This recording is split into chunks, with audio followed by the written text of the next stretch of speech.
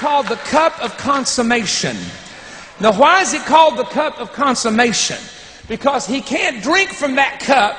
We can't drink from that cup until the bride and the groom get together at the marriage supper of the Lamb, and we will drink once again from that cup and consummate the final consummation, hallelujah, of our relationship with the Messiah. Now, here's the part that's interesting. I'm reading, some of you, I shared this the other night, that the Lord put it in my heart. It's like, God, could you have done this 10 years ago? He put it in my heart to do a study Bible. And so I'm really digging. I'm going to the verses, and I'm looking at each verse. And I'm finding out some things that honestly in my entire life of being a minister I did not know that are extremely interesting. There is a verse in Deuteronomy 24:5 that says this: when a man takes a new wife, he shall not go out to war, nor be charged with any business, but shall be free at home 1 year, and shall cheer up the wife he has taken. After they have been married for a year, and he has no... Y'all saying, what was this now? Well, you mean if I get married, I get a year off? That's what the Lord said. You got some old rascals out there, they'd get rid of one and get another one just so they could get another year off. A bunch of lazy rascals. Come on, I'm preaching now.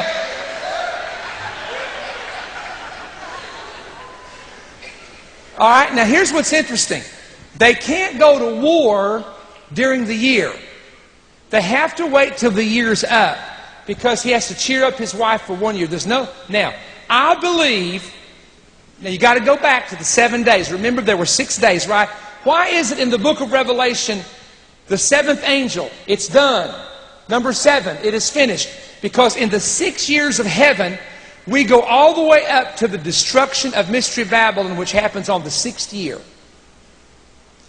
The 7th year of the tribulation, all hell is breaking out on the earth.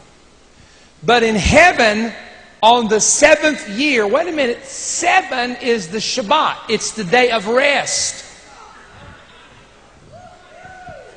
We will have been in heaven 6 years, but the moment we step into that marriage supper, you ready for this, y'all? It's 1 year long. It's a year long. The pattern is laid in Deuteronomy. He that takes a new wife cannot work or go to war. You got to understand why it's a year long. Because Jesus comes back with the armies of heaven and we're in war. Read after the marriage supper.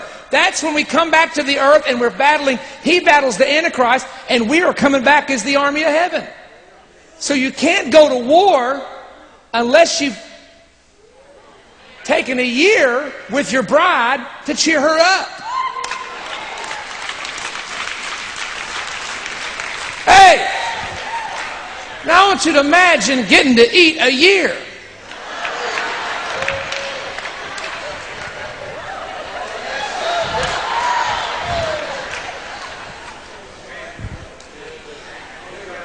My boy says he knows there's sushi in heaven.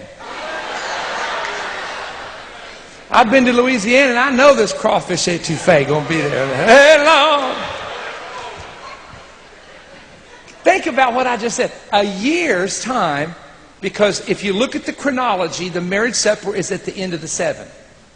Now see, sometimes we read the Bible and we read it through real fast and we think the supper is, well, one night. Listen, ready? In Jesus' day and in the ancient time, when they got married, they had a marriage supper celebration 7 days. We don't do that now. You know why? The parents would be bankrupt. They'd be telling their kids, go elope. Still here? When the supper ends, we come to Revelation 19, which is the end of the 7 years. And that's where the saints of God go back to earth to rule and reign with Christ for 1,000 years. And I know some people say, Perry, how's all this possible? How do you think it's actually possible to get from heaven to earth and from earth to heaven. Let me just tell you, brother, it's already been tested. Enoch tested it. Elijah tested it. Jesus tested it. And in the mouth of 2 or 3 witnesses, every word has already been established. They left this planet and they got there. Woo! Tell you a quick story right quick.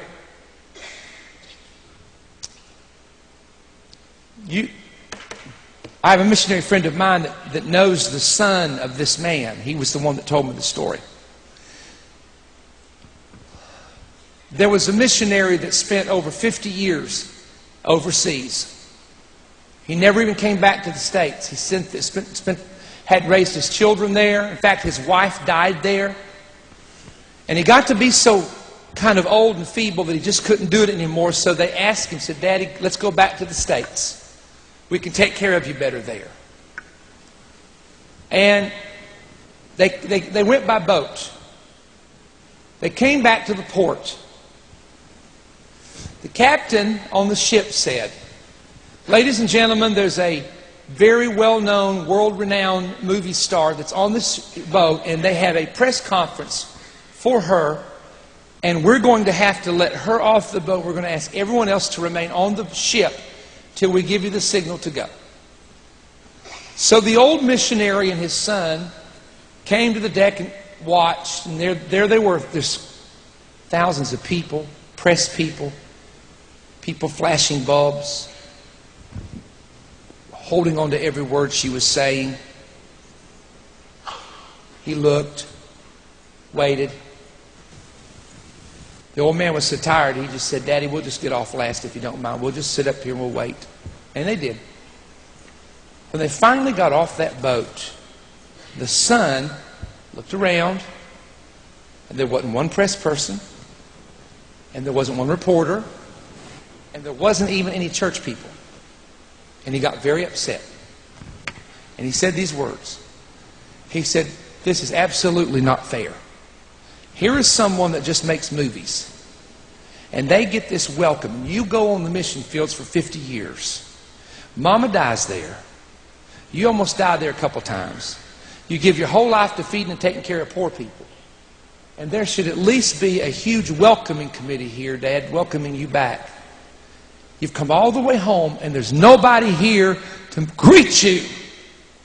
And the old man leaned back and smiled. He said, "Son, I ain't home yet."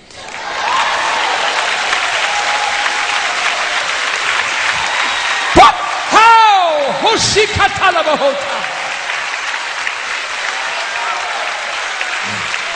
Well, the earth doesn't like me. That's okay, because I'm not home yet. I don't get along with people down here. That's all right. I'm not home yet. The world's getting worldlier, and the church is getting holier, and some of the church is getting to be a bunch of hypocrites. I know that, but I'm not home yet. I've come by to tell you we're not home yet. God, the best is yet to come for those who believe God. Hallelujah.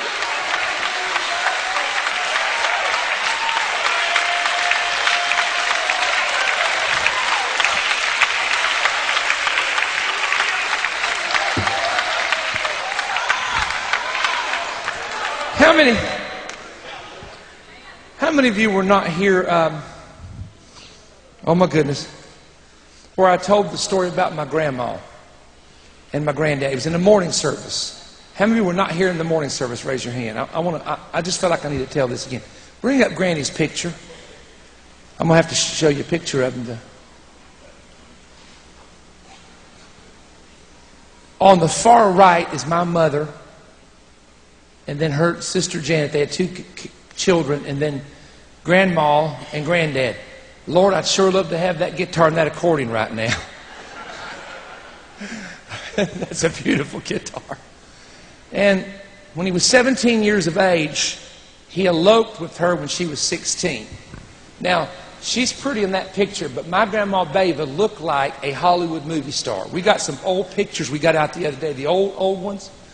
And we was in the house with my mom and my dad, and Dad said, "Oh, Lucy looked like a Hollywood movie star." He said, "Your granddad wasn't going to let her go.